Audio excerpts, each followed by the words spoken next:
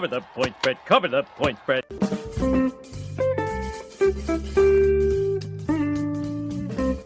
Howdy, y'all. I'm Mac McGee. Good morning, Cover Country. I don't know what the hell I was saying. It is Florida State football morning. It is gambling morning. How about that? Everyone's excited, and we'll be going over all the big games. I got Doug on the way. He'll be here in just a couple of minutes. What we're going to be doing here on the first part, we come on about 8:30 on Saturday mornings.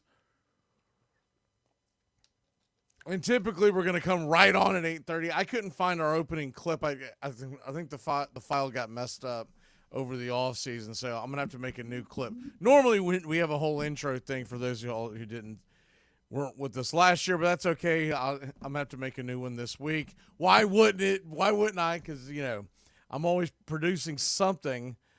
So, this is nothing new. But welcome in. What we're going to be doing here, y'all, every Saturday morning, if you're not used to what used to be Armchair Quarterback Radio, yesterday was the 10-year anniversary. Kind of snuck up on me. I kind of meant to mention it during the baseball game last night. Braves won a big one, 2-1. More on that in a second. Or 3-2. More on that in a second. But 10 years ago, and I've been doing sports talk radio off and on since college. I guess I'm trying to think of the first year it was. I want to say 1992. I could be off by a year. I'm pretty sure it was 92. So, yeah, old bastard. But anyways, took quite a bit of a hiatus. Went into the restaurant business, did all that stuff, certified executive chef, all that stuff. Really still love sports. I've always loved sports.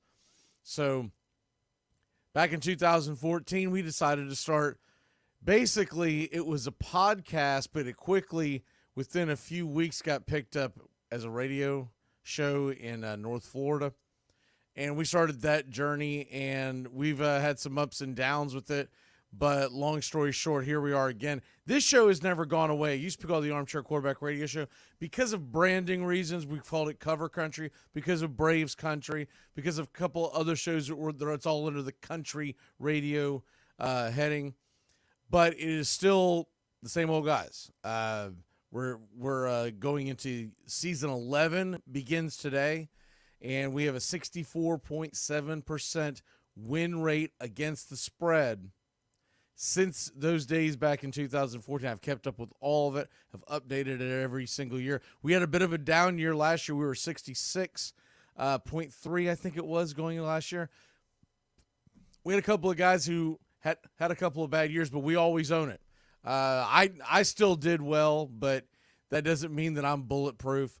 We all know how the gambling world goes. You win some, you lose some. You hope to win a hell of a lot more than you lose. And we always keep ourselves, what we call, hold ourselves accountable. We're not one of these shows that makes random picks and then moves on to the next week. And then if we hit it, we brag about it. And if we don't, we just don't bring it up. We will keep you up to date with what our record is all year long. And there's a couple of guys, one guy that won't be here today, but he will be here next week. He had an awful, was it 2022? I think it was, maybe it was 2021. And I mean, he was just beside himself. He bounced back last year, had a very good year. I think it was 2022 that he had such a bad year. But regardless, we do that. Doug's going to be joining us here in a minute. We're usually from the 8:45 break up to 9, we're going to be talking whatever happened the night before. You're going to have college football. You're going to have some NFL games on Fridays this fall, and we'll be kind of reviewing that and whatever's going on in the world of baseball. And today, what I'm doing, Florida State's the big game in football today. So we're going to focus more on that at the top of the hour. But when Florida State is playing a team that might be a little off the beaten path, I will lead the show off with Braves and Florida State. Those are my two passions. Those are my two favorite teams. And so just so the entire show doesn't become a Florida State Atlanta Braves show, I'm going to do that.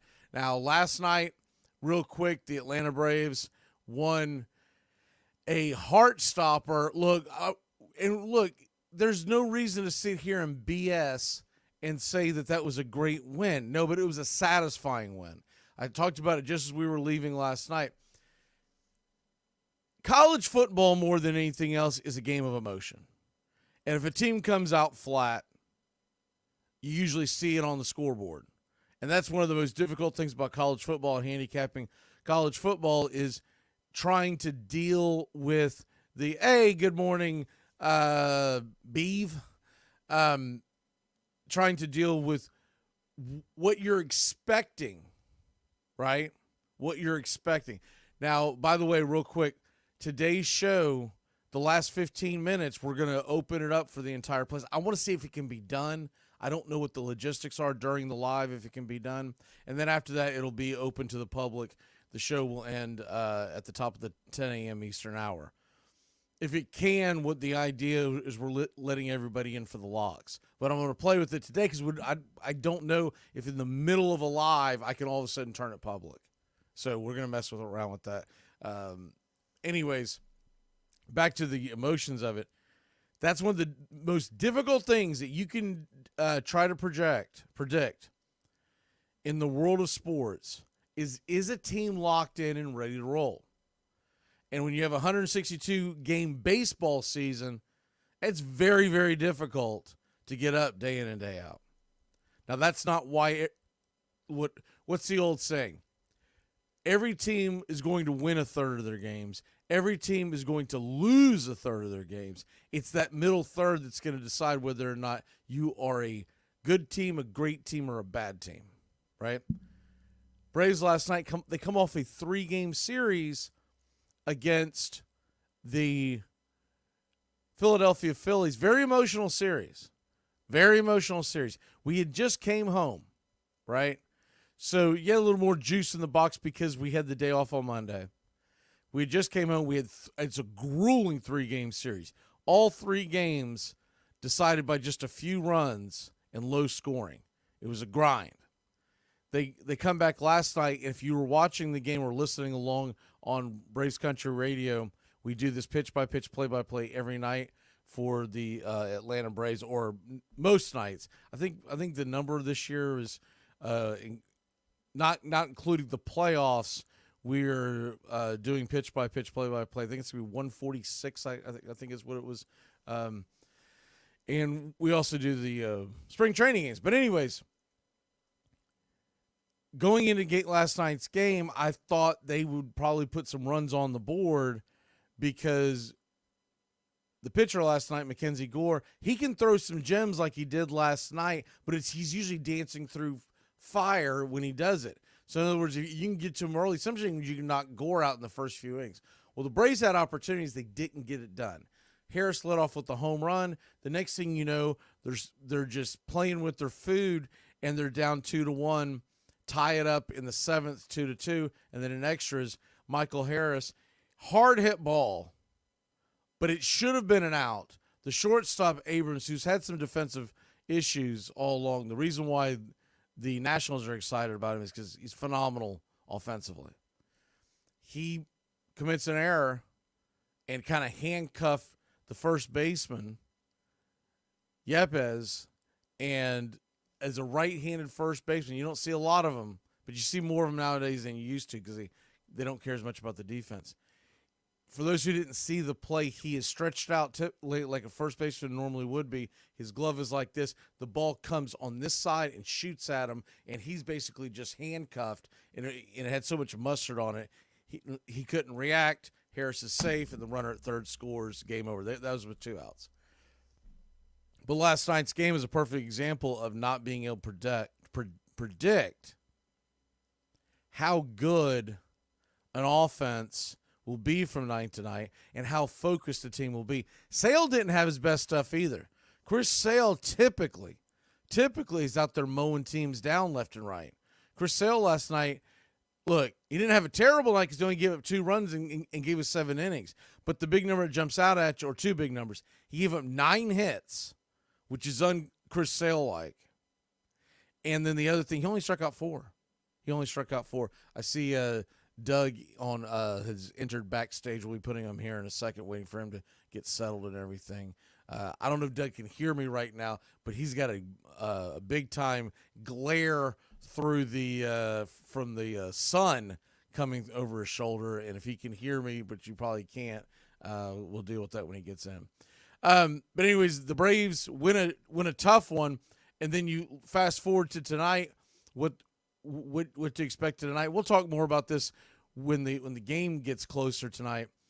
But you look at what's going to go. By the way, the Mets lost, so the Braves are now 2.5 up in the wild card. So that was huge. Mets lost. Their starter, Blackburn, the one that they made the trade for at the deadline, he's dealing with a bruised hand. I don't have all the details. I just saw the headlines this morning, or actually late last night. I was up late watching. Don't ask me why. I was locked in. I'm going to give Doug a hard time about his Raiders here in a second. Doug, who's about to enter, is a Notre Dame fan growing up. He is a Reds and a Raiders fan. But tonight, the Braves will be taking on the Nationals once again. It is going to be 7:20 first pitch, so it's not some national game that has a weird start. 7:20 first pitch, and Jake Irvin, who's been a tough customer and has pitched some good games against the Braves, he comes in with a 3.81 ERA, so not terrible, actually a much lower ERA than Charlie Morton at 4.29, and we could see some runs on the board. I think this is going to be the tough one. This is the one that, to me, was literally the toss-up of the series, because I believe they have the advantage on Sunday. DJ Hurts has had some good games, but he's not an elite pitcher, and we know Raylo has been elite. We had the advantage last night. We almost spit the bit, but at least we got the W. And tonight, if you're looking at a game of a possible 3-game sweep, this may be the most important one of the entire series, because Charlie Morton, who threw outstanding last time out, but we've seen some really bad outings from Charlie Morton. So more on that later in the day. Plus, if you want to follow along with the Florida State Georgia Tech game, we are going to put it up on Cover Country Radio here on YouTube. Just look for the channel. I'll put the link in the chat here in a second. But we'll be doing much like the Sunday chats. We'll have Florida State Georgia Tech. I'm just putting it up there for people to kind of enjoy. It's more something I think people are going to get into when NFL gets going, when college football gets in full swing. But we were going to put the Florida State game up because it's the only big game in football today. So without further ado, let's bring in Red Raider Doug. Doug, how the hell are you today, sir? Doing good. I don't know if you could hear me as I was introducing you. You might want to pivot your camera away from the window, because there you go. Much better. There we go. It wasn't terrible, but it was a glare. It almost looked like you were in witness protection. Which, hey, if Florida State doesn't win today, I'm going to be in witness protection. How are you doing? Are you excited for the first kickoff of 2024? I'm ready to go. The only thing keeping me back is an echo. Understood. Thank you for reminding me. That should have cleared it up. Yep. I forget that when we bring people in, I got to hit that button nowadays. They changed the algorithm on it. Anyways, the game today is Florida State and Georgia Tech. We'll get into that a little more when Bobby jumps on with us. But there are some NFL games, some preseason games. We're going to talk about that in a second. But I just wanted to get your big take on what's going on in the world of baseball before we dive straight into the world of college and professional football. Right now, watching the Reds just lose one-run games every night, finding a way to lose every time I turn around. And now, I mean, you guys have injuries on the Braves. We don't have a pitching staff anymore, and it's just sad to watch the whole season play by play go down the tubes. Yeah, we have quite the well, it's a hot mess. I mean, when you talk about the Atlanta Braves, and it's kind of funny to see this team try to fight their way through. I thought one of the funniest thing was, and I almost put it up on the screen last night when the series began, but I got talked out of it by one of my producers because we do try to be a family show. But the cleanest way I can put it up there is that someone took the Atlanta Braves starting lineup from the last game of the series of the Philadelphia series. Mm-hmm. And so they normally have like a splash screen. It'll have a picture of like Michael Harris or whoever on the left, and then on the right, it's the lineup, right? I think almost all the social media teams do this. What he wrote over so you couldn't see, tonight's lineup. Instead, he wrote, "How the F did you lose a series to whatever the F this is?" And it showed the starting lineup. And I mean, that lineup, we got Gio Urshela playing third, Whit Merrifield playing second. Jorge Soler wasn't in the game, so it was Ramon Laureano and Adam Duvall in the outfield. It was just an absolute mess. And then to top it off, Schwellenbach, who has been very good his last 7 or 8 starts. In fact, they were comparing it, Doug. His last 7 starts, and that was before the 8th one, which would have been Thursday night, where he spun a gem against the Phillies. His numbers are just a hair better than Paul Skeens. How about that? How about that? Schwellenbach is out pitching Paul Skeens the last month or so. When he first came up, he had he would look really good until about the 3rd time he went through the lineup, usually around the 4th inning, and then he'd fall apart. And I don't think they were figuring him out. He was just falling apart. He all of a sudden couldn't find the zone. He'd give up 4 or 5 runs. They'd have to go grab him. Here, and Grant Holmes was saving our bacon because they'd pull Holmes out of the bullpen and go pitch 2 or 3 innings. And that's what Schwellenbach days were. Now, Schwellenbach, we're expecting him to have a quality start, if not much better. We're expecting 6, probably 7 innings. We're expecting the unearned runs to be, the earned runs to be 2 or below. I mean, he's been phenomenal. To your point, the Braves pitching staff is elite. I talked about this yesterday on Braves Country. They're the best pitching staff in baseball. Mm-hmm. I don't care what anybody says. I would rather have top to bottom their starting staff in their bullpen. Now, technically, the numbers show just slightly behind the Seattle Mariners, but the Mariners have been falling apart. And the Mariners pitching staff, their numbers are a little better right now for the season. But the Braves have closed the gap because the Mariners had a phenomenal start. And we all know this is a grind, 162 games over the last, I think it's 40 games or so. The Braves have made a huge jump, and now they're on their tails. Same thing with the bullpen. The Braves bullpen has been ranked about 2nd all year long. They go back and forth between the Brewers, 2nd and 3rd, and that series out in Colorado really tore up our bullpen numbers. But all in all, they're right there. I would rather have the Braves staff and that's with losing AJ Minter last week to a season-ending hip surgery. That's with never having Spencer Strider to speak of, right? Here's some other big news. Ian Anderson is shoving down on the farm. They just don't have room for him right now. I think what they're going to do is they're going to wait until the 28-man roster expands 26 to 28 in September, which also gives you a 40-man taxi squad, and we're going to see Ian Anderson very early September.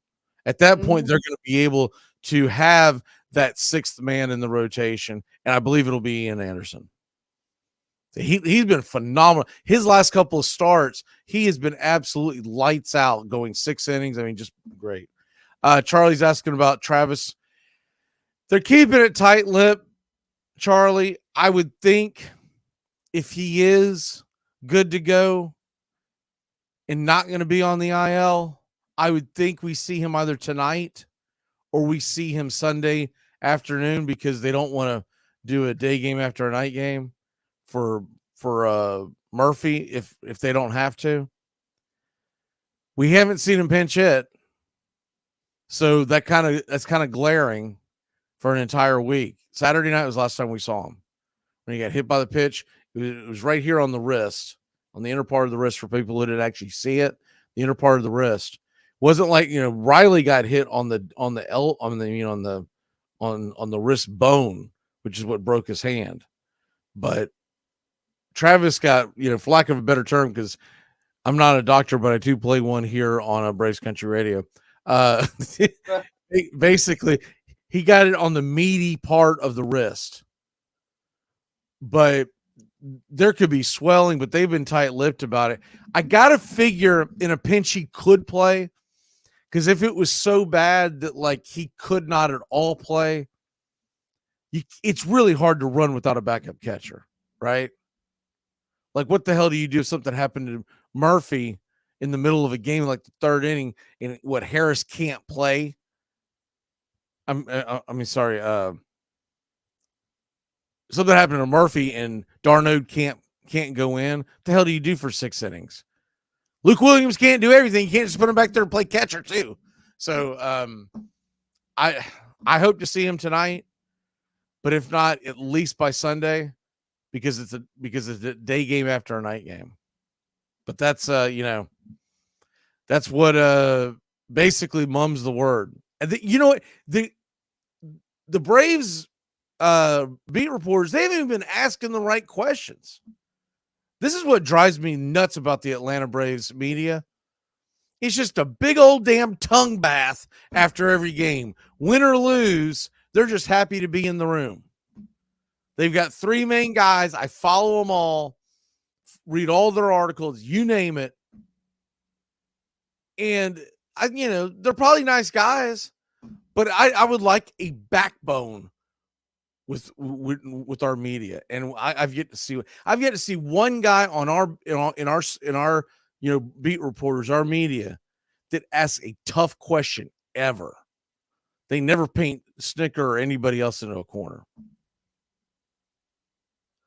But see, what does Beef say? It's messed up in 2 games. 2 peeps. Yeah. 2 guys hit almost in the same spot. Travis, I think, is a little not his fault. Riley does tend to hang out over the plate, but that wasn't an intentional hit. What we dealt with, and we've seen this before, is you've got guys up in the major leagues who are throwing lightning. The guy that hit Riley with 98 mile an hour in on the wrist, but he was erratic at best. He was all over the damn place. So that's one of the things that makes me nervous when we play these teams that are out of it, is that they're just bringing prospects up like the Angels did. And anyways, there you have that. As far as big picture, because we want to get into the rest of Major League Baseball before we hit the top of the hour and dive into football. Looking at the standings, Doug, I've got them in front of me if you can't see them. But anyways, I'm going to try to put it on the screen here to make sure it doesn't take too much room. Big picture, the National League wild card, Atlanta Braves are now got a firm hold so far, or as currently, with the what am I at, college football? Okay. With they're 3 behind San Diego because San Diego beat the Mets last night. At the same token, they are 3.5 in front of Arizona, who is now leapt in front of San Diego for the top wild card slot. Now, there's a couple of things that are going to be going on here in the very near future. And oh, by the way, the Phillies lost again. For Braves fans that may not have paid attention to that, I'm not going to show that on the screen, but the Phillies lost again, and we are now just 5 out of the NL East. So it's getting a little tight in Philadelphia, get a little choky. You know what I mean? Mm-hmm. And we're going to see them next week in Philadelphia for 4. But as far as the wild card standings go, and look, this is no disrespect to any of the other fan bases, but I'm going to cut it off right now at, I'm going to say there's an argument that St. Louis and Chicago could get hot because there's a lot of games left. But that's it. I'm sorry, man. The Reds are 7.5 out. And they would have to leapfrog the Cubs, the Reds, the Giants, the Mets, and the Braves, or San Diego or Arizona falls off the face No, of the map. with the state of the Reds pitching right now, I don't think they're stopping anybody. So no offense taken there. I've been fading them all week. And I was on the Reds beginning of the season. I thought this is a year that they could bring home the NL West, NL Central division title. I can tear that damn ticket up. But yeah, so can I. For 5 games at 500, and it's too big of a task. If they got smoking hot in the next couple of weeks, it took it into September, early September, and they were within of 3 games and only like 2 or 3 teams in front of you, okay, I can make the argument. But anyways, the real focus for the Braves, you're kind of keeping an eye on the Giants, Cubs, and Cardinals, but it's really pay attention to the Mets score and pay attention to what San Diego and Arizona are doing. We're now 3 games in front in the loss column, which I think is enormous. And the other thing would be, as Bobby's sitting in the bullpen, we'll be bringing him here in 1 second. The other big thing would be is that if you look at the American League, look at Kansas City, Baltimore, and Minnesota are all sitting there spinning and grinning. The Red Sox, they're kind of messing around with their food right now, and now they've fallen to 3.5 back. Red Sox better get hot, and Seattle fires their manager. What say you on that before we bring Bobby in? Yeah, but Boston's doing that notorious. Well, it's fine. We'll do it at the end. Exactly. The best thing you said is playing with their food. They need to watch out, or they could find themselves sitting next to the Reds before it's all over. Yeah, it's going to be Boston. Look, I actually faded them again the year. I didn't think they were going to have a winning record. I forget what the win total was, but I actually had them lower, and they've outplayed their expectations. Well, now that I know I'm not going to win that ticket, I'm kind of pulling for Boston to at least make it interesting. I really want to see Kansas City in the playoffs. I think that would be fun for that city. To hell with Minnesota. We've seen that story before. I want to see the Royals in there. I think it'd be fun. But it would be fun to see. Look, baseball's better when Boston's relevant.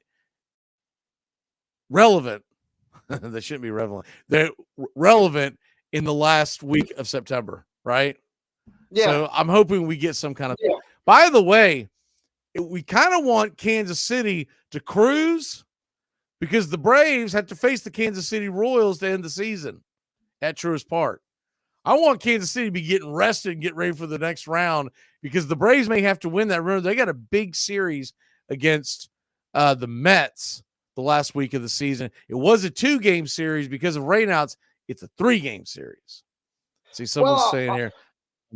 Well, I'll tell you one thing. I mean, we as the Reds will do our best to blow any lead we have against you because I think we got a series coming up against you in early September.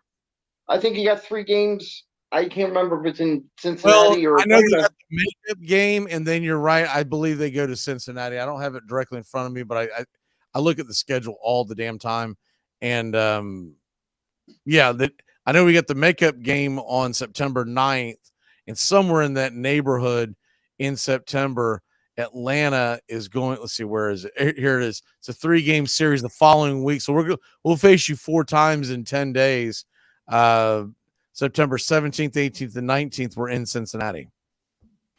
Yeah, you better by the way, one of the few day games during the week that we're getting down the stretch. I don't like this Major League Baseball schedule this year.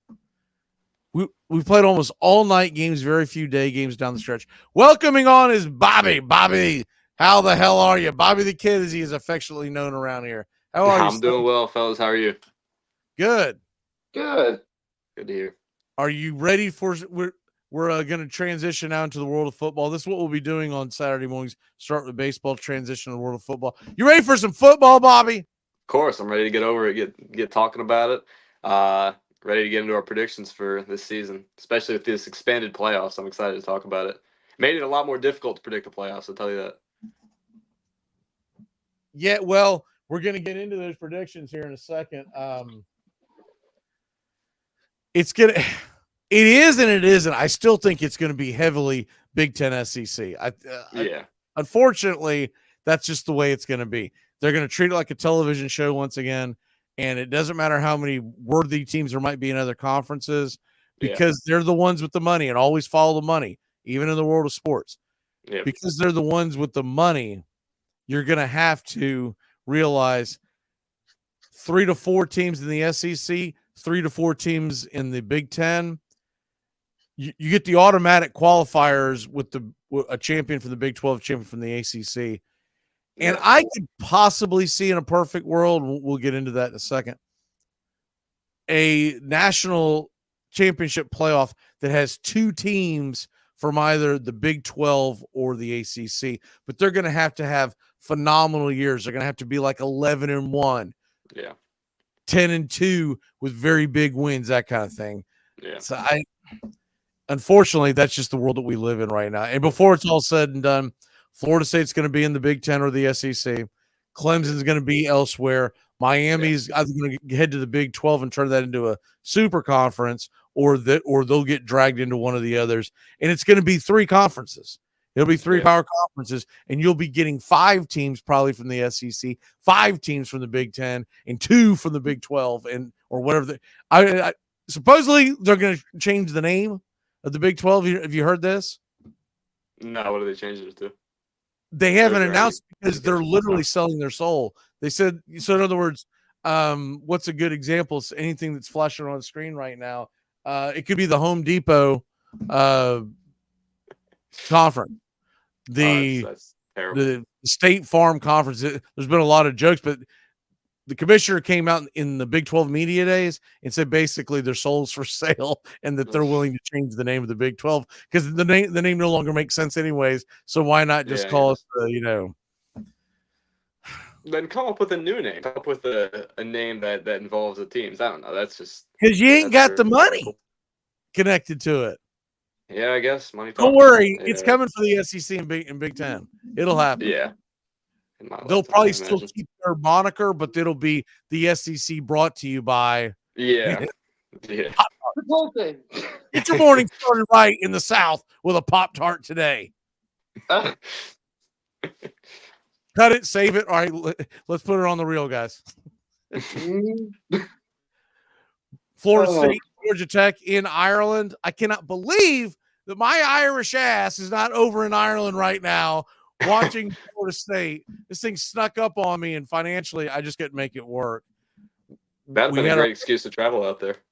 It would, man. If we would have planned it right. Me and my wife have been talking about going to Ireland for years, and I told her, I said, how disappointed I am myself that I'm not over there. Now, I guarantee you, if my dad was still alive, my grandfather was still alive, we'd have been over there. We had to get on a raft, just float over. We'd have been over. But much like on how our people got over here. But I would love to be there right now. It'd be absolutely phenomenal. Yeah. I'll be interested to see the reception that Kirk Herbstreit gets from the Florida State fan base today. Everyone keeps going, you need to let it go. You need to just forget about it. Screw you. We ain't ever letting it go. I'm going to take this to my damn grave. You screwed those kids, not the university, not the jersey, not me as a fan. You screwed the kids. The kids that were on that team that are now, a lot of them are in the NFL. Keon Coleman, right? A lot of these guys who are in the NFL now, they'll never get to experience that because you sold your soul. You pulled you hiked your panties up, and there you went. You're just disgusting. Not only SEC bias with ESPN, but we all know that's for money, right? It's because Disney's pulling the strings in the background saying, dance, puppets, dance. You sold your soul to make sure Alabama and Texas got in there. And that's the most disgusting thing for it all. VT, by the way, is a Virginia Tech fan. Says, get ready for the Hokies. He's a Bills fan. Hokie, I might be start calling you Hokie High. Hokie High, why the hell are you not like a Washington football fan or something in that area? Why the Bills? Are you in New York and you went to Virginia Tech? I would love to know that whole thing. Beav is jumping on the Bulldogs bandwagon. She said she needed a new team, so I guess it's easier to be a Bulldogs fan than to, anything else. So right now, to let everybody know, I don't see him wearing his gear because he might be a little embarrassed, but Bobby is a Florida Gator fan. And Doug's got Florida State gear on, but your childhood team is Notre Dame, right? Notre Dame. Yeah, I'm just wearing Florida State gear for today's game, and like you just got done talking about how it still leaves a bad taste in my mouth what happened last year. So I was just showing a little. Everybody knows if you put Florida State gear on, you become much more attractive. So it's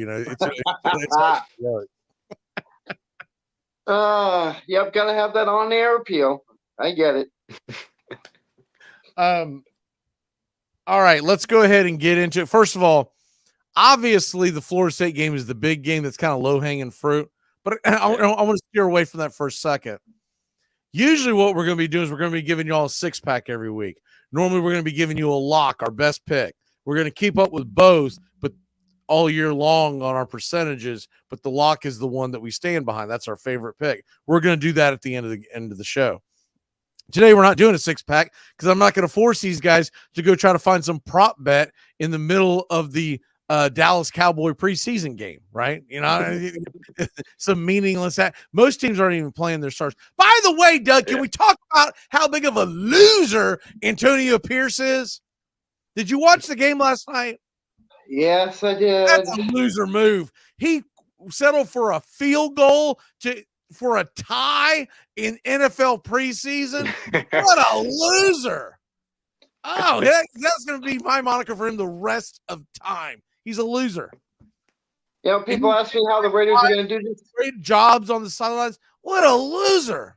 I know. And Francisco, who obviously has more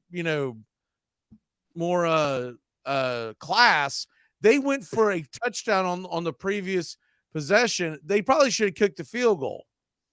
I was a little surprised they didn't. Why not get a field goal, make it where either the Raiders win or lose on the next possession, right? They'd be up by 6. They went for it. It's a little goofy. All right. So then I end up staying up watching the damn thing because I want to see how it turned out. He's bringing the field goal kicker out.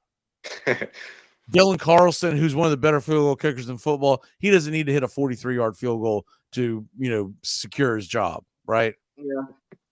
Give them an opportunity. They always say ties are worse than kissing your sister. Well, when you're tying the team that used to be across the bay from you, you might as well be tossing the salad of your aunt. What say you? I can't argue with anything. I might have had some money on that game. All right, go ahead. Sounds like it. I don't have the words as a Raiders fan, and just, everybody's been asking me, how the Raiders going to do this year? Or, Garden Minshew this, and I have to say right now, after what I saw last night, I'm really worried about this guy, and now I'm at the point it's like maybe Antonio Pierce isn't the coaching pick that we all think he is. Guess the honeymoon phase of Pierce is over. Exactly. Now we're seeing the real Antonio Pierce. And if this is the real Antonio Pierce and this is what we're going to get. He's worried about his preseason record. That's what gets me about the whole damn thing, right? At that point, most of those guys on the field are going to be putting applications in at Walmart, right? And there's nothing wrong with that. But as NFL players, that's not where you want to be, right? Didn't the Ravens do that for a while? Lose the game.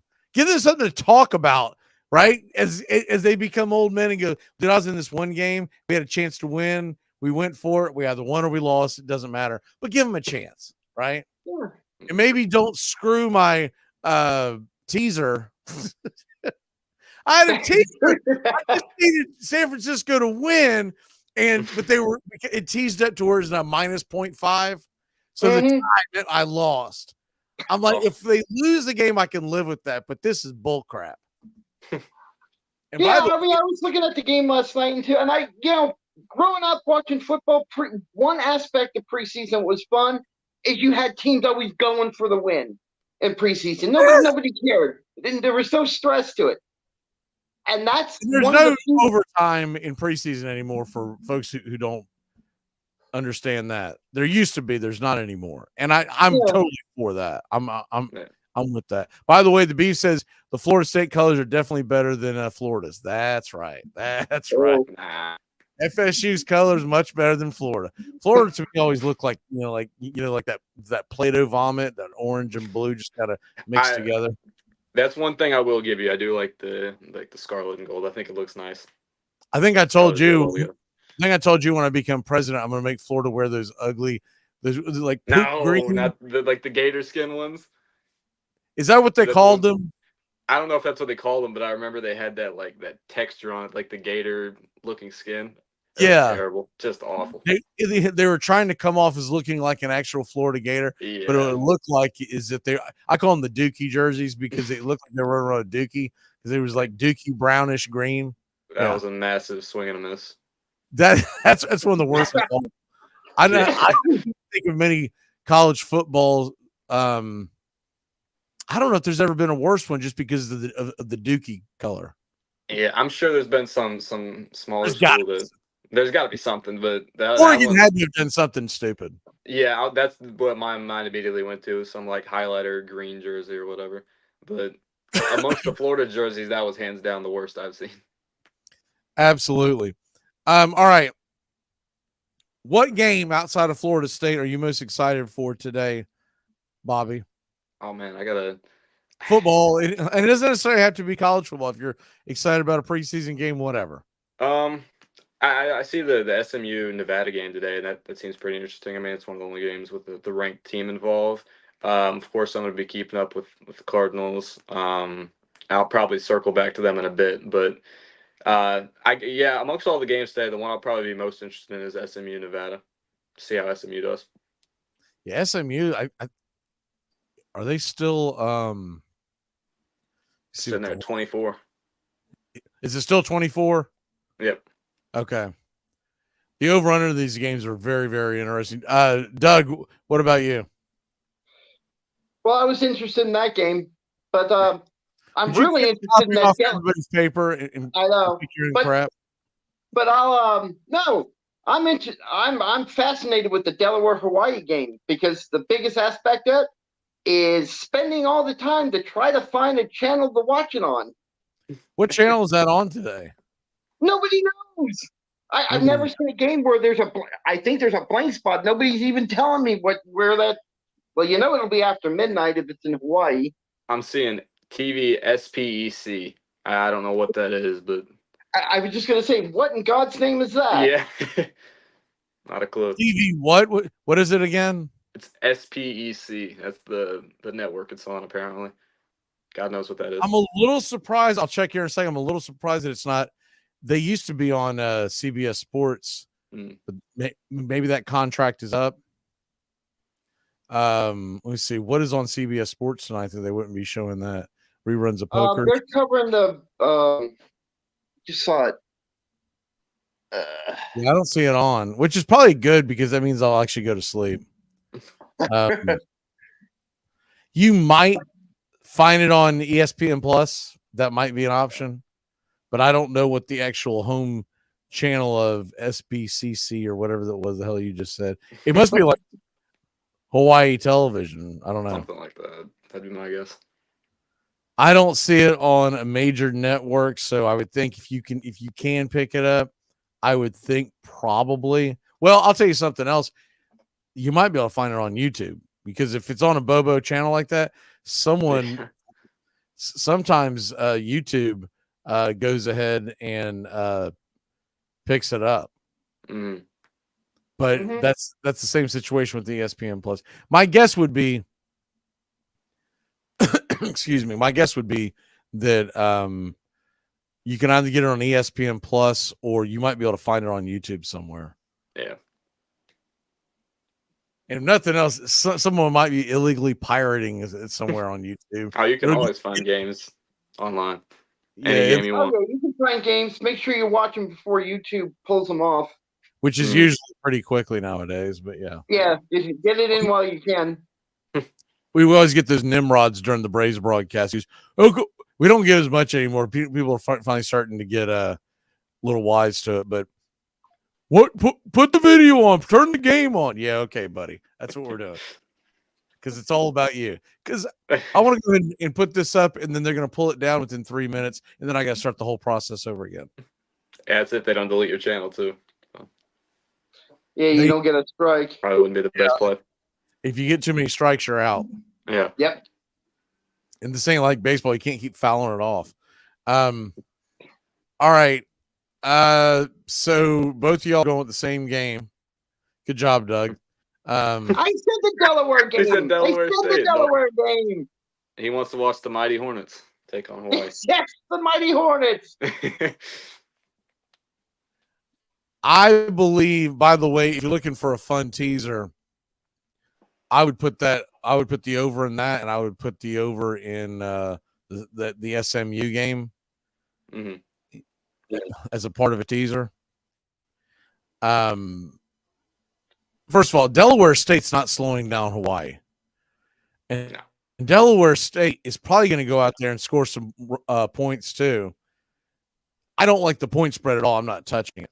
The games today in the National Football League, we've got a lot of rumors rolling around, but it doesn't look like many teams are starting their starters. I know Pittsburgh is, and I believe Carolina is. And see what else do we have here? Ravens, Packers. I don't believe either team starting their starters. Vikings, Eagles. I think that's the same thing. Houston and the Rams. The Texans are not starting their starters. I haven't heard anything on the Rams. Chargers, Cowboys. I don't think they're starting their starters. I do know the Jets and Giants have officially said they're both not starting their starters. Yeah. That being said, their team total or their total is 31.5. That would be another thing that would be enticing to tease it down to get that number down to like around 20, 26.5, 25.5 type of thing. Because even bad teams are going to stumble into the low 20s on a final score. And is this tonight? Browns, Seahawks, 10 o'clock? Yes, it is. Late game. And Sunday, by the way, Sunday, you got a triple header of NFL preseason. Titans, Saints at 2 o'clock. Cardinals, Broncos at 4:30. Patriots, Commanders at 8 o'clock. What are we going to see in the Cardinals on Sunday? Enjoy. Are the Cardinals playing their starters? I don't believe so, no. And then we haven't really all preseason, which is kind of concerning. I would have liked to see just them knock some of the rust off, but we haven't seen many of the starters at all during preseason. We saw a lot of the rookies, but like Kyler and stuff, haven't seen him out there at all. And I don't think he will be tomorrow either. Is there anything with the Cardinals as far as, when you watch preseason, a lot of times they're trying out like different offensive linemen, little nitpick stuff that a lot of people wouldn't care about. Yeah. But is there anything with the Cardinals that they're looking to shore up that watching on Sunday, if I were to watch that game, I should be looking for? Is there is there competition on the offensive line or with a running back? Is there anything like that we should look with the Cardinals? With both those position groups, actually, the running back room is stacked. I love James Conner, obviously, and then we have Trey Benson behind him. So you'll get to see some good running back play. But the offensive line, it's rough. So I think there's going to be a number of different guys out there. I know so far in the preseason it's looked terrible. Granted, it hasn't been the starters, but it speaks to how we can't afford to have any injuries on the offensive line throughout this season, or we're in a tough spot, especially because we already have some weak spots amongst the starters as it is. Okay.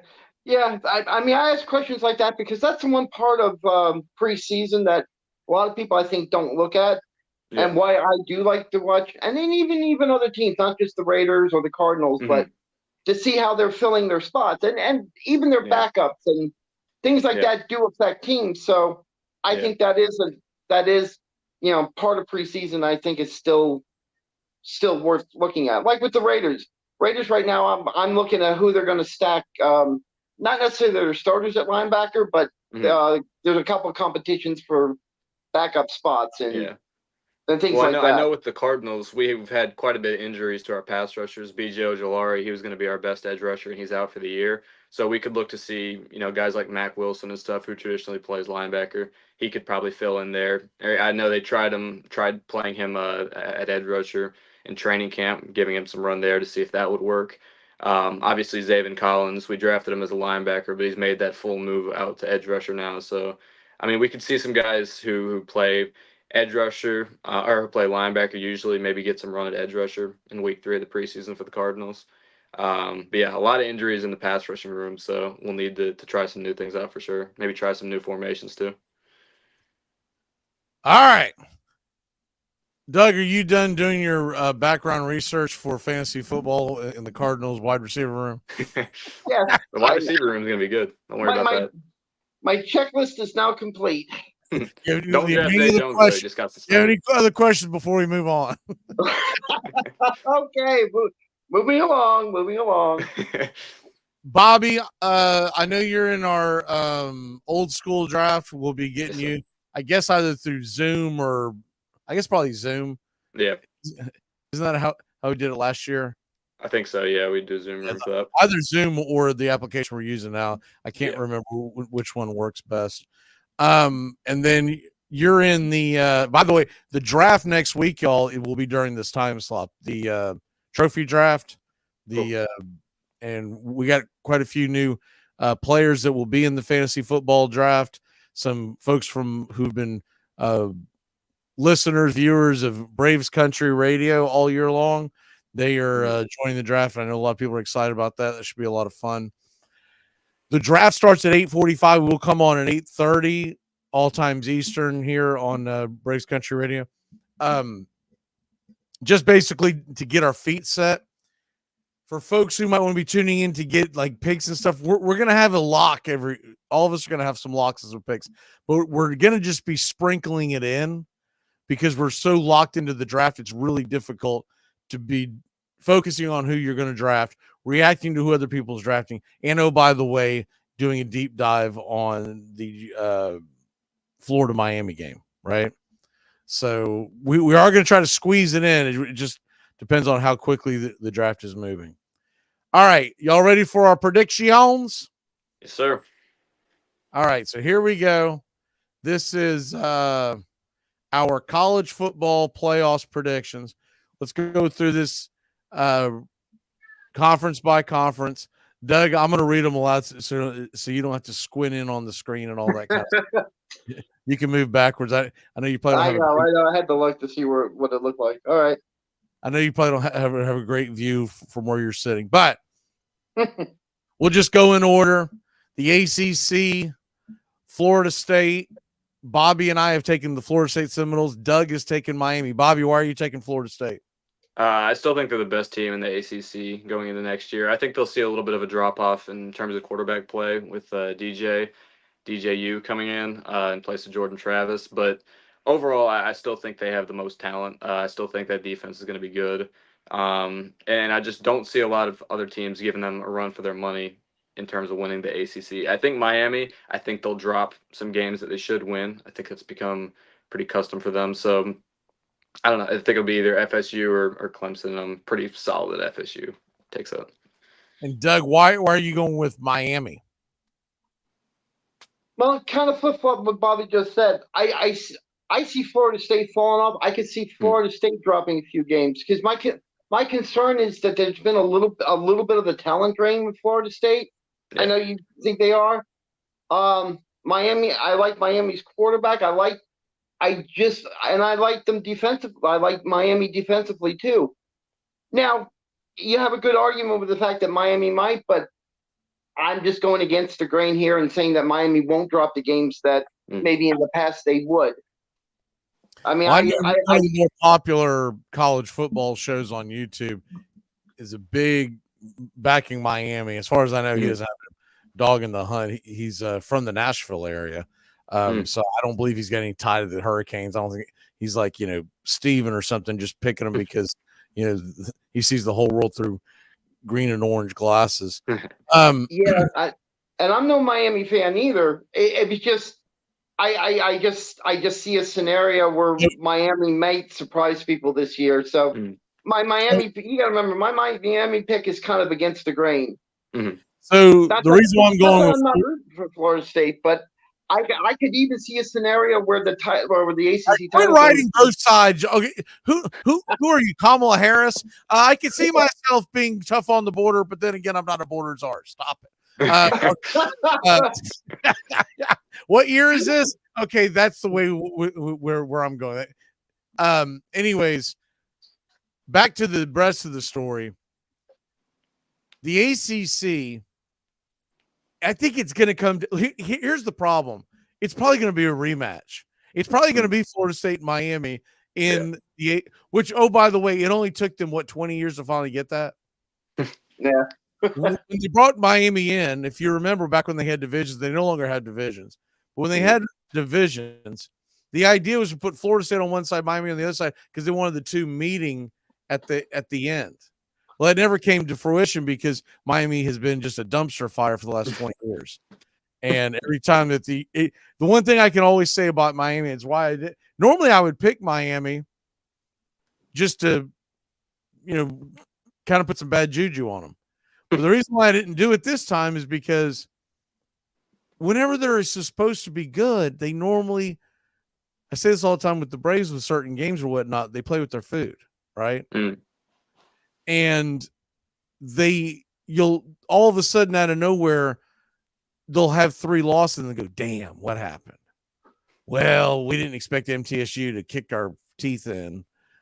We didn't expect Cristobal to blow the Georgia game, blow the Georgia Tech game, right? Yeah. Where all he had to do is run the ball. Instead he was like clocking and calling timeouts when he was up by 4, whatever the hell it was he did. Yeah. Florida State's schedule, ACC wise. I'm not going to talk about the Notre Dame. They're at Notre Dame in November. They host the Gators, but those aren't conference games, so you don't really pay attention to that. The conference games that you're looking at this year with Florida State, Georgia Tech is a neutral site in Ireland, assuming they win that game. They come back and they host Boston College 10 days from now. They should start off 2-0. Yeah. Then they get 2 weeks off essentially before they play Memphis at home. I think their most entertaining and interesting matchups, September 28th at SMU. I'm assuming that'll be a night game. They have a weird environment. It's not an easy place to win. It just isn't. SMU's going to have a good offense this year. Yeah. They're going to play at home against Clemson the next week. That's a tough back-to-back, because you could be looking ahead and not take SMU serious, or you could end up in a barn burn, be wore out when you play Clemson the next week. But after that, you're looking at Miami is the next big step. And if they get through that, they should be in the ACC title game, even with 1 loss, maybe even with 2. The question will be, let's say they go to Miami and lose, which I think could happen. It'll be a revenge game in the ACC championship game. That's why I'm taking Florida State. If the game was in Tallahassee this year, I'd probably take Miami, because I'd probably think to myself, we're going to beat them in Tallahassee, but then they'll get us on a neutral site, and it's so hard to beat a team twice in college football in the same year. Not to mention they're an in-state rival, right? So if you lost, man, you're laser focused wanting to kick the crap out of next time you see them. So that's my reasoning. All right, Southeastern Conference. Bobby and Doug, y'all went with Georgia. Make your case, Bobby. I think they're going to be the top dogs in the SEC. No pun intended. I think Carson Beck. I'm not a huge fan of him. I don't think he's exceptional or anything, but I think similar to Stetson Bennett, he'll be one of the better quarterbacks in college football. I think he'll be surrounded with ample talent. The defense is going to be nasty as usual.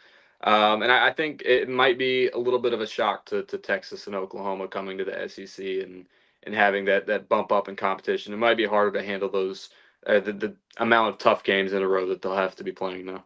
So I think Georgia's going to win it.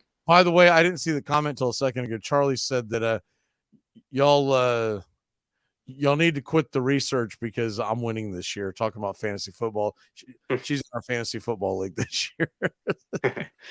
Doug is never going to not Doug, I guarantee you, is staying up late nights watching replays of all NFL preseason games. I'm watching last year's preseason games.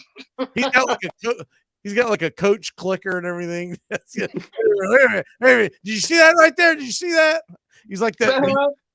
Yeah, Mean John Gruden flicking on the screen. You see him?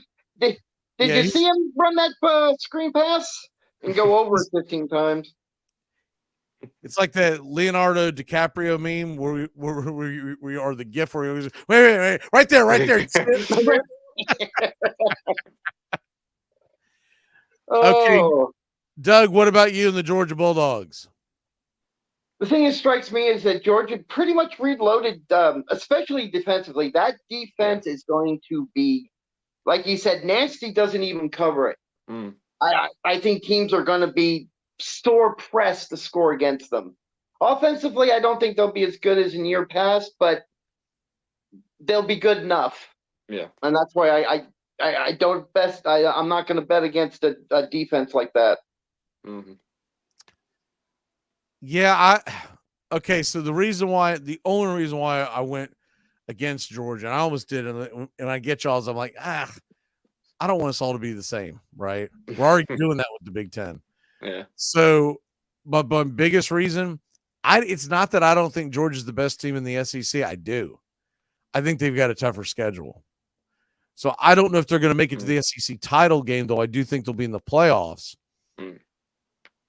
Because there's some teams with some easier schedules. Teams like Alabama play a little easier schedule. Missouri has a very winnable schedule. Missouri has a winnable schedule. So if Missouri finds their way in the SEC title game, Georgia will still be in the playoffs. But but when you look at the Georgia schedule, talking about SEC, not worry about the Clemson game. That's got nothing to do with anything. They're at Kentucky. That's never easy. They're at Alabama. We know that's going to be a tough night game. Mm-hmm. They're going to play Auburn. They're going to be at Texas. They're going to play the Tennessee Volunteers. They're going to be at Ole Miss. These are all games where you could trip up. You could lose two games. And if you lose two games, you may be on the outside looking into the SEC title game, but you may not give a crap because you know you're going to be one of the 12 teams headed to the playoffs. So that's where I'm at. Like the only thing that could trip up Georgia's season to me is if, let's just say, for instance, I'm going to pick two road games because you're more likely to lose them. So pick them in any order, but we'll just say the Alabama, the Texas, and the Ole Miss game. Let's say they lose to Texas, and let's say they lose to, I'll just say Ole Miss. They got two losses. They're heading into the final weekend in Georgia Tech, who I think is going to be a little better this year. What if Georgia Tech goes in and shocks you? Then you got a problem. But other than that, I don't think Georgia's going to lose 3 games in the regular season. I just don't see it happening. But I could see a scenario where they're on the outside looking in because of the schedule. The Texas schedule, most of their tough games are going to be in Austin. Mm-hmm. They play Oklahoma at home. Georgia, well, Oklahoma's in the Cotton Bowl, but they play Georgia at home. They play the Gators at home. They do have a tough road game in Texas A&M. They've got a fun one out of conference. Texas is at Michigan September 7th. But that's why I'm going Texas, because I think they're going to make it to the SEC title game, and I'm a little concerned about Georgia's schedule. That's fair. Speaking of that, Bobby, I know you didn't take Florida to make the playoffs. They're over under. Do you expect me to? Do you remember last year we couldn't believe their over under was 5.5? Yeah. We're like, that's ridiculous. It's 4.5 this year. We do have. I'm not gonna really pile on Napier here like I could, but we do have the toughest schedule in college football. I believe it's the absolute gauntlet. But that's just pretty disgraceful. I mean, it's Florida football. it's the University of Florida. It's just sad to see. It really is. Brian says, while y'all are in fantasy land, I'll be watching real games and scream at the TV. There's nothing more fantasy than being a football fan. You literally believe that their winning and losing has something to do with what you're doing at home, right? What hat you're wearing, what shirt you're wearing. Yeah.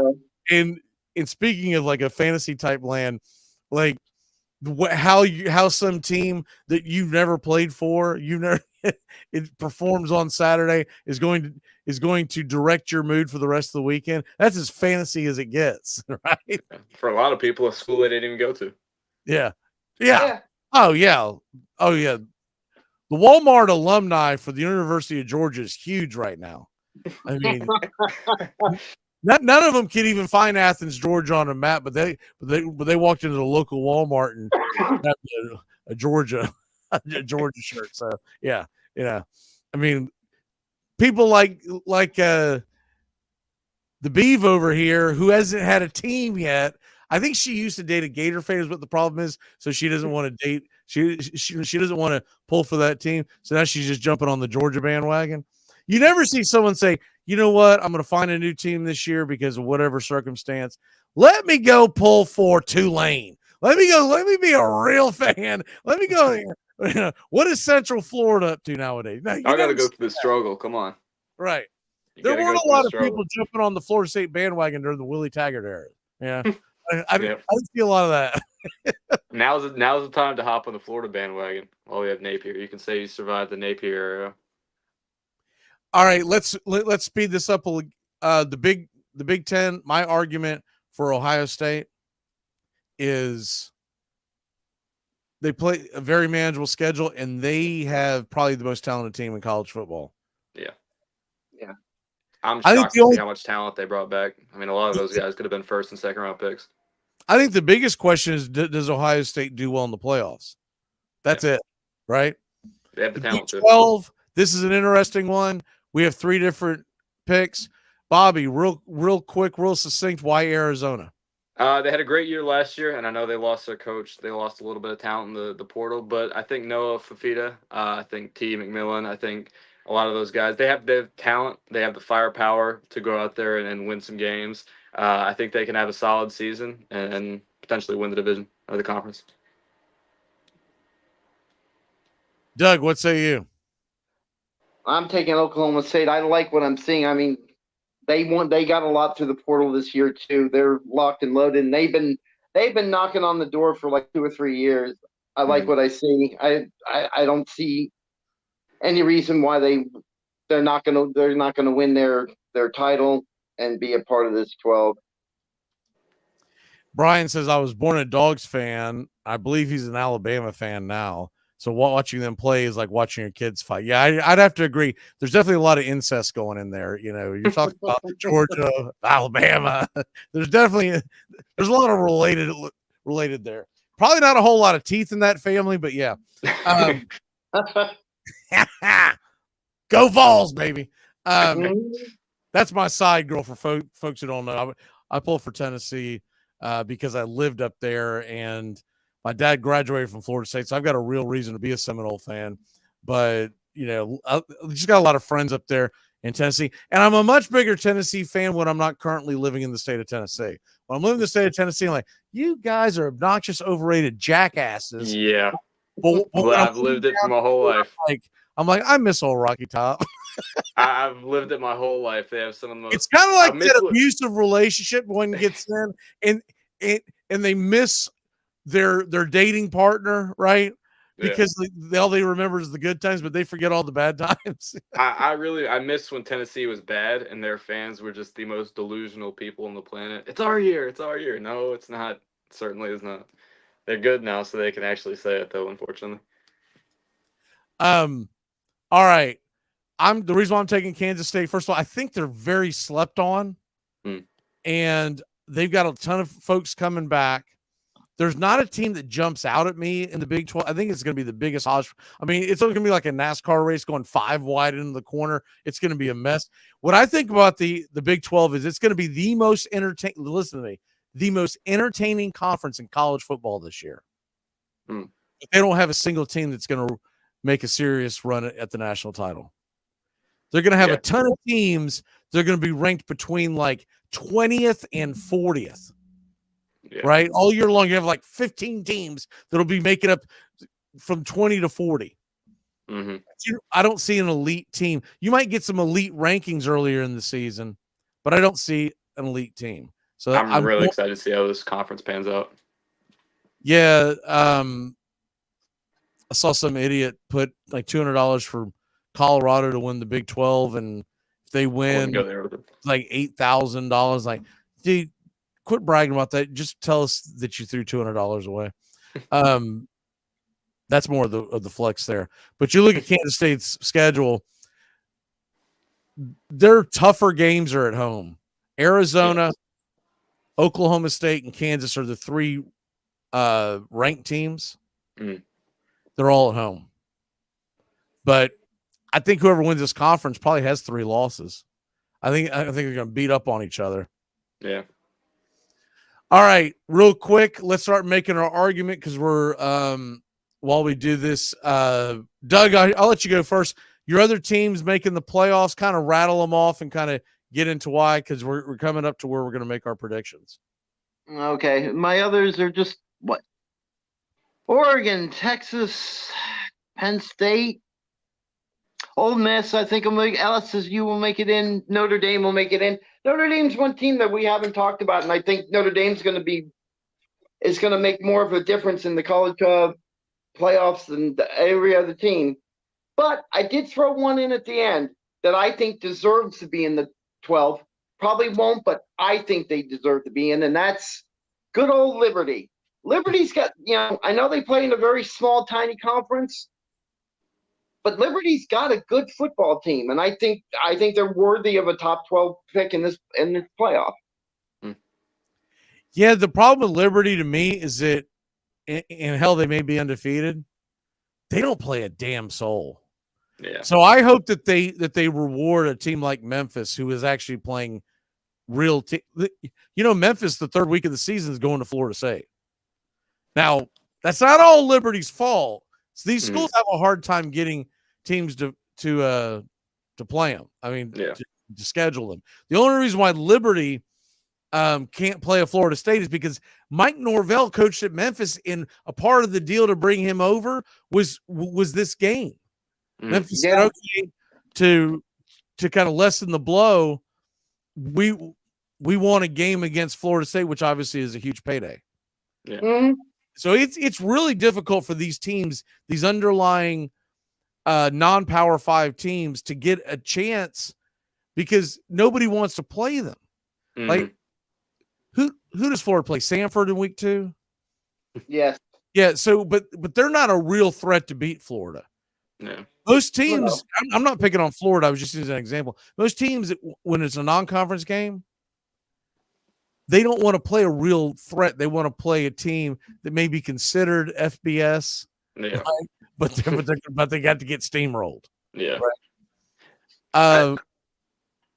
I think you are going to see one of those teams though that goes like 11-1 or 12-0, one of those like smaller conference schools, and it's going to be a UCF situation where if you don't put them in, they're going to be people are going to be whining, people are going to be, oh, but they had this many wins, wanting to see an underdog story. I think you see it normally every year, and then the 4-team format. I think you're going to continue to see it in the 12-team format. Brian said he was born in Atlanta, so two-thirds of his family was from there. So he's grew up a Braves and Dogs fan. He said it was inbred to me. he didn't say that. I added that. And he said because became an Alabama fan because he I guess growing up in Alabama now. And something about his uncle touching him, he's really touching something. I don't know. I can't make it out. He'll have to explain. This is college football right here. So Bobby, on your team's making the playoffs. Yep. What's your biggest takeaway on it? Oregon, I think they're going to be the second best team. I think they're only going to be second to Ohio State. I think that's where their losses will come from. I see them making it in at the 5 spot. Texas, I'm just as high as you are on them. But I don't think they win the SEC. I think they'll come in. I think they'll be the second best team in the ACC. I'll put them at the sixth slot. Notre Dame, I want to see them join a conference, but part of them not having a conference championship is a good thing because there's no risk of losing and tanking where you're at in that conference championship week. I think they'll get in. They have a pretty favorable schedule. Ole Miss, outside of Georgia, they have a very easy schedule in my opinion. 11-1, I think, is very achievable. So I think they'll be in the top 10. Clemson, I think they'll sneak their way in. Missouri has a favorable schedule. I think they'll sneak in.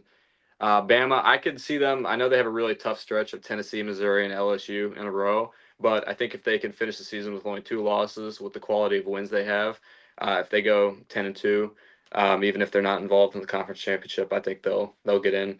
And then Boise State, it's kind of like Liberty for Doug. It's one of those out there picks. I think there's going to be one of those type of teams that they win 11 or 12 games and they sneak in, just based off the number of wins they have. Yeah, I'm going to go with, by the way, we just opened up the gate so folks can see this who are not country club members this last 10, 15 minutes of the show. And we also put it on Facebook now too when we open up the gate. We're playing around with that idea. Just want to see if it can be done. I'm not 100% sure it can be done. Anyways, as far as the teams that I picked, so obviously I put Georgia in there. I told y'all why just a few minutes ago. Why I think Georgia makes the playoffs. I'm just not banking on them making the SEC title game because of their schedule, but I do think they get in the playoffs. Tennessee, man, that's really just me being a homer, but they're really not that far out of the conversation. They're going to have to get some big wins. I'm a little excited to see what this offense looks like because Milton was a huge. I can't play it up enough.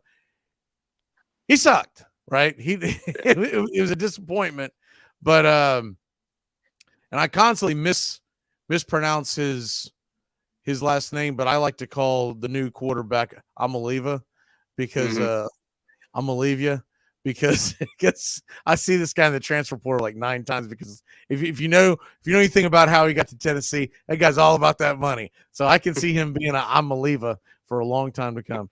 I just call him Nico. I call him I'm gonna leave you because he's gonna leave you. He's gonna leave you. Anyways, the other teams that I have going in there, Notre Dame should make it in there mainly because they have created the trap door to let Notre Dame in. Yeah. Notre Dame doesn't have to have a good season. They have literally bent over, and the NCAA needs to knock it off. Nobody cares about Notre Dame like they did 30 years ago. No offense, Doug. Nobody cares about the Golden Domers in the year. Since they invented the internet, the Golden Domers are not what they used to be. Not saying they can't be good, but they're not like this big brand that everybody loves now. Because the reason why Notre Dame used to be such a big deal, some of it had to do with the Catholicism. The other thing had to do with the fact that they were one of the few teams that was always on TV. Now everybody's on TV. Yeah, you got to remember they had a lifetime for a while. They had a lifetime contract with NBC. They were the 4:00 game. They were the afternoon game. Yes, and well, even before that, they were the into the 60s and 70s. Back then you only got 1 or 2 college football games on a week, and Notre Dame was consistently on. That's right, because they used to be on ABC back in the 60s and 70s. That's right. Right. I mean, if you go back and you watch the old movie Rudy, that's what it's all about, right? Yeah. He's a football fan, not just a Notre Dame fan, not just because he grew up fairly close to Notre Dame, but because they were on TV, right? That's why my dad, growing up a Florida State fan, he graduated from Florida State. I don't think he really cared about college football growing up, but that's why he used to get ticked off. By the time I came around, they were starting to put more games on TV. And by the time I was in my teens, all of a sudden ESPN was really kicking in full swing and putting almost every game on. Nowadays, the only game evidently is not going to be televised this year is Delaware State and Hawaii. But other than that, we're going to be able to find out if you caught the beginning of the show. Brian, you had less than 3 stations to watch. Years ago, there was about 2 games a week. There was the Notre Dame game, and then there was another random game. And it was never consistent. So that's why people grew up listening to the radio. Listening to the radio. That's why college football radio years ago, it's not so much anymore, but years ago, it was elite like the way Major League Baseball radio was. I still think you get some really good Major League Baseball radio guys. But they're definitely a dying breed. But that's why people grew up listening on the radio. I grew up listening to Florida State on the radio. I think we got to see when I was a kid, I'm talking about a little kid, I think maybe I saw 2 games a year, 3 at the most. Then the Bobby Bowden era really kicked in full swing in the late 80s, and I'd say I got to see about half of the games, maybe more. But it still wasn't like every Saturday. Like I know Bobby can't fathom this, but I can remember specifically huddling around the radio at my dad's house after he and my mom had divorced. He had this radio specifically set in one of the front rooms because it got the best antenna reception. Wow. And there were some games we stunk because they would play at night. We're listening to on AM, and they would drop the wattage down. I didn't know why when I was a kid, but that's what happened. And you would hear crackling while you were listening to the game at best. There's a specific one. I remember Arizona State. I don't know why this game steps up, but it was a shootout. And I remember the biggest thing was me and my dad looking at each other. We're both laying on the floor about 5 feet from each other, trying, our ears up against the thing, trying to listen and relaying to each other what we think we heard. Because we couldn't understand what the hell they were saying. Because fourth and so we'd be going, I think it's 4th and 2. I think they're going for it. And then the next thing you know, you would hear a punch. You're like, never mind, I was wrong. It's like you don't know what the hell you were listening to. So that's one of the reasons why I fell in love with play-by-play radio. But nowadays, like people will complain on the YouTube channel if if the volume goes up and down because the YouTube app is kind of squirrely. And I always laugh to myself like, dude, you don't know what it was, man. You don't know what it was like when you just couldn't even hear the thing. You still listened. But back to the teams that I picked. I don't even know how I got on that tangent. Notre Dame. Yeah. Notre Dame will find a way in because they have Notre Dame's a good team this year too, but they have made it foolproof for Notre Dame to get in. But they need to stop that so Notre Dame will go join the Big Ten. We can have some real fun. Yep. I'm taking Ole Miss, Georgia, and Tennessee along with Texas to make it to the playoffs, 4 SEC teams. I almost went 4 Big Ten teams. I took Ohio State. I took Oregon, and I was really on the fence. You and I were texting back and forth, Bobby. I went ahead and put Michigan in. The defending national champs with the asterisk. Florida State didn't get their chance, and they cheated, so I don't want to hear it. Don't at me, Michigan. That whole there wasn't a true national champion in 2023. But I think Michigan, I liked what their head coach did in the absence of Harbaugh. I think it's going to be a very dull brand of football, but I think they'll be solid. Yeah. So I went ahead and went with Michigan. But you can make an argument with a handful of other Big Ten teams. But I do think they get 3 in.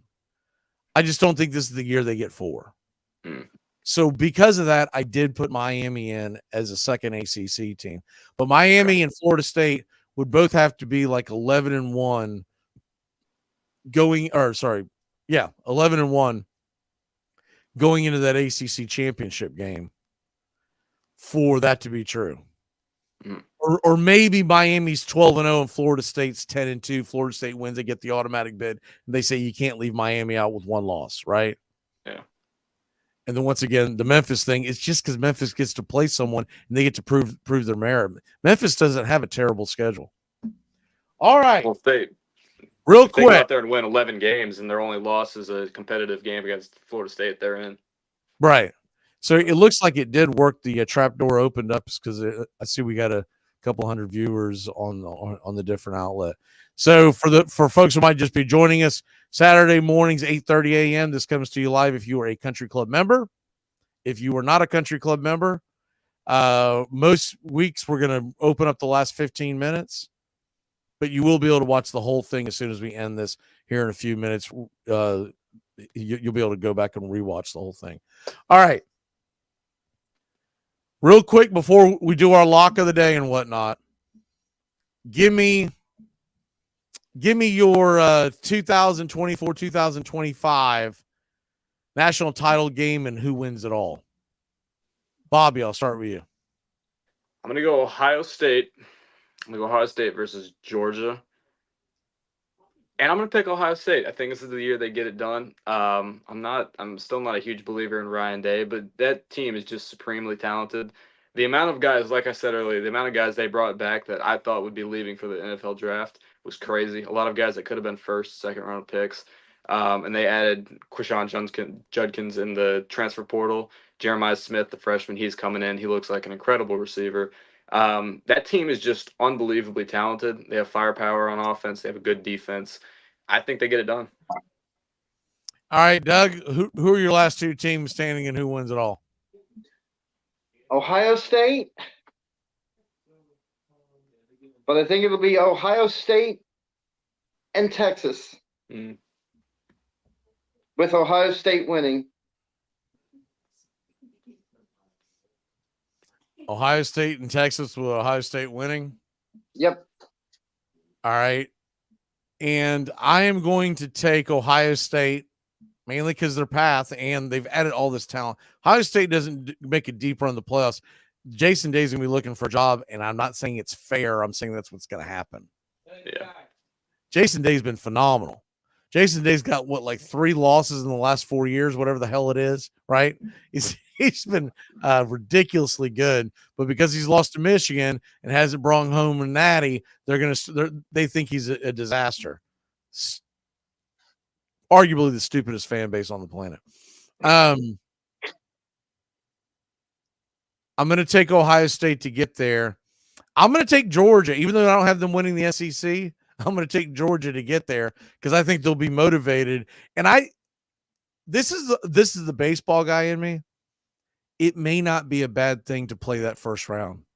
First of all, if you're at home, which Georgia probably will be, you stay sharp, right? It's very much like the baseball argument is rust versus rest. Do you want those extra few days off because you win the division, or do you want to continue playing?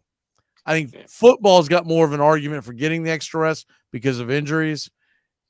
But I think one of the teams that doesn't get the rest is going to be in the playoffs. So why not back Georgia? Georgia's been the best team in college football for the last several years. I'll take Ohio State to win the national championship. So tempted to go, hunker down, you hairy dogs. But it's going to be like a huge, not a monkey, a 700-pound gorilla lifted off the back of Jason Day. And that's what I'll go with.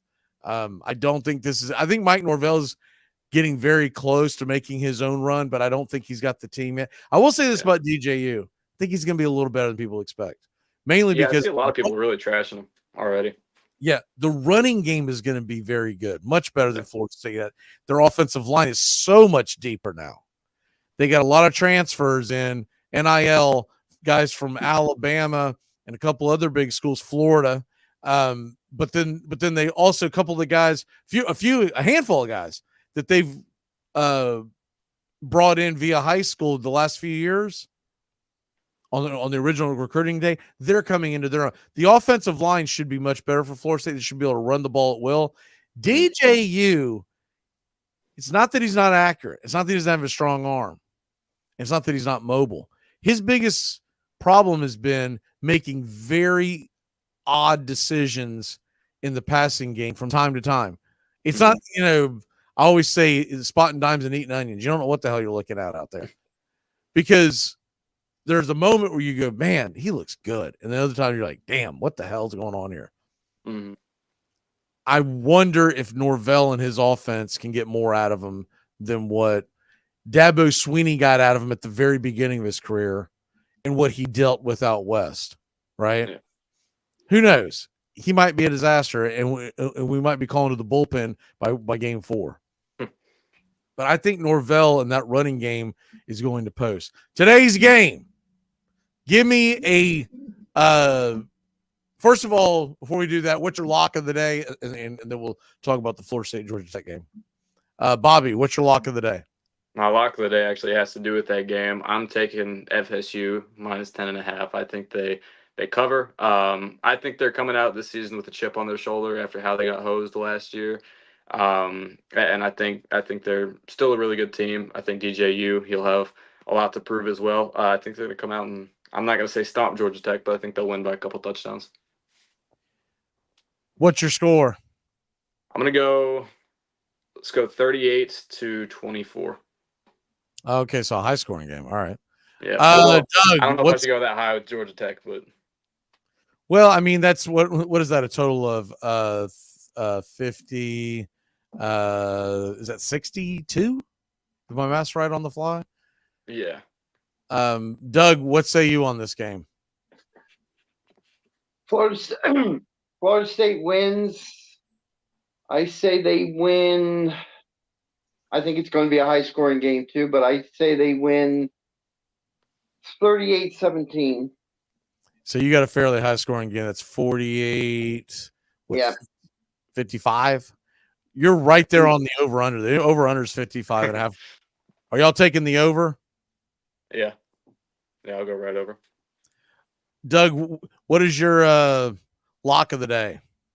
Lock is a game that nobody wants to talk about, but I think it's just going to be a fun game. You got it's Montana State versus New Mexico. I think it's that third game today. And my lock is Montana State wins. What's the line on that one right now?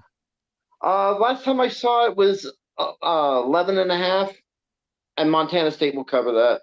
Let me see. Let me pull it up here. I got too many windows open up on this. If we crash, y'all know why. Montana State, that game is 4:00 on FS1. Montana State minus 13.5. You're taking Montana State. Yeah. And by the way, for folks who wonder, because this show is seen all over, we go with the ESPN numbers. Even though some of us in Florida are dealing with Hard Rock and whatnot, it's just easier for the guys just to go on that side. So that's the number we use. Bobby, your lock of the day is Florida State minus 10.5. Is that right? Yes, sir. All right. So my lock of the day, and we go by the line of when it's out, when we're saying it. So we're not going, well, I got it back on Tuesday. We don't do that to you. I would suggest buying a point because it's the, as they say, it's a critical line. The over under right now is 55.5. I'm going to take the under FSU Georgia Tech under 55.5. You know, I actually got it at 56.5 earlier in the week, but we're going on 55.5 for a couple of reasons. A, Georgia Tech's going to try to run the ball because they don't want to see Florida State's offense out there. Yeah. B, Florida State's going to run the ball because this is what they'll be. If you watch Florida State football last year, you haven't been paying attention to the offseason. Yeah, they might have a couple of big plays because they want to show what they can do. Whatever. They're going to run the ball, which is going to eat the clock. Mm-hmm. So unless there's these big gains that like Georgia Tech, you just can't stop the running game. I think you're seeing a grinded out game. I would really, if depending on the line, taking Georgia Tech, especially in the first half. Florida State may eventually then wear them down and let Bobby says win by a couple of touchdowns. But give me the under 55.5. The other thing is they're not expecting terrible weather, but it is Dublin. And I was looking at it last night. The wind gusts are going to be up near 20 miles an hour. That could affect the passing game. So once again, running the ball. It'll play into both teams' hands. I think you're going to see a much better Georgia Tech team. You should what you see last year. Remember the last game of the season? Georgia Tech gave the Georgia Bulldogs all they wanted. What is your one big thing, Bobby, as we walk it off? Well, just enjoy this week of college football before it really kicks off next week. And then we're not too far off from NFL football as well. Same thing to you, Mr. Doug. What is your one big thing? One big thing, I'm going to stretch back to baseball. I want to congratulate Joey Votto. He retired this week. One of the greatest Reds players I've ever seen, and he belongs in the Hall of Fame before anybody even tries to debate it. The guy is going to do phenomenal on television. Someone's signing him. I would think that they're going to sign him by this October. Someone's going to have him on there. If you haven't heard Joey Votto talk, you're going to instantly fall in love with the guy. He's just very charismatic, very funny. The clip that I play during the radio broadcast where he's giving Chris Russo a hard time it's all-time great television where he's in good. He's talking about his perfectly coiffed hair and whatnot. If anyone's ever heard that clip, that's Joey Votto. Speaking of that, an incredible tweet that he put out the day after he retired. He was heading to the Cincinnati Reds stadium, and he said, on my way to the stadium, the Uber driver asked me, "Are you a player?" And this is, remember, he just retired the day before. He said that he replied with a just simply no. Because he was happy to finally be retired. He's very, very, he's going to be I think he's going to be a TV star on whoever signs him, Fox, whoever. Yep. My one big thing, you got a week left in most leagues. You better get to freaking cramming and get ready for fantasy football. It's the reason why we all live. Yep. And if you haven't played fantasy football before, go sign up on a free league. I would suggest Yahoo, but do whatever site you want to do. And just play in a free league and play it out for a year. You're going to learn more about the world of football, the NFL, in that 1 year than you would have learned previous 15. I guarantee it. We had a guy that was in our league 1 year. By the second year, he won the damn thing. The first year, he wasn't 100% sure what a tight end was. Next thing you know, he knows the depth chart of the tight ends of the New York Jets. He's like, well, I don't know, man. That guy's still on the practice squad. And this was in 1 year. I'm telling you, if you're competitive, you have a competitive bone in your body, you'll learn. If you're kind of like wishy-washy and just, limp-wristed, then probably not. But if you give a damn, you're going to figure it out. Next week, 8:30 Eastern, we're going to be doing the draft right here. We're probably going to open it up to the public a little earlier than most, but the plan is to do these shows 8:30 Eastern live on Country Club, on Braves Country Radio. Become a member today. We'll open up the last 15 minutes for our final predictions. We went a little over today, but I knew that was going to happen because we're doing all these conference predictions and whatnot. Any last words, y'all? I think I'm all right. All right, y'all have a great one, and hopefully by next week I'll be able to either find that file or create a new file. We have an intro and outro file. I just don't know what the hell happened to it. I probably deleted it like a dumbass.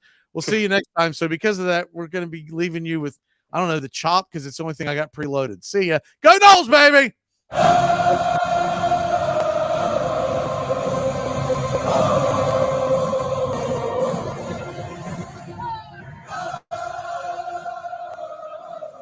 Oh, no.